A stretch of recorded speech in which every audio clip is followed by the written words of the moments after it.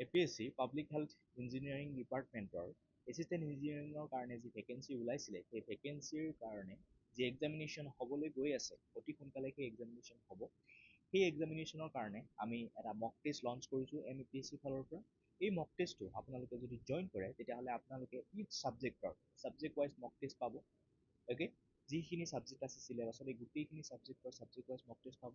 Then আপোনালোকে ফুল length মক test পাই যাব। গতিকে আপোনালোকে লেট নকৰি এই মক টেষ্টটোত জইন কৰিব লাগে যদি আপোনালোকে আপোনালোকৰ লেভেল অফ প্ৰিপাৰেশ্যন চেক কৰিব বিচাৰিছে আৰু যিখিনি আপোনালোকৰ ভুল হৈ আছে সেই ভুলখিনি শুধৰাব বিচাৰিছে এনালাইচিছ কৰি, তেনেহ'লে মক টেষ্টটো দি আপোনালোকৰ যিটো প্ৰিপাৰেশ্যন সেই প্ৰিপাৰেশ্যনত আপলিফমেণ্ট এটা আনিব পাৰিব আৰু আপোনালোকে অপৰচুনিটিটো গ্ৰেব কৰিব পাৰিব। গতিকে এই সুযোগতে আপোনালোকক মই অনুৰোধ কৰিম যে আপোনালোকে এই মক টেষ্টটো লওক আৰু আপোনালোকৰ প্ৰিপাৰেশ্যনত এটা আপলিফমেণ্ট আনক। ধন্যবাদ।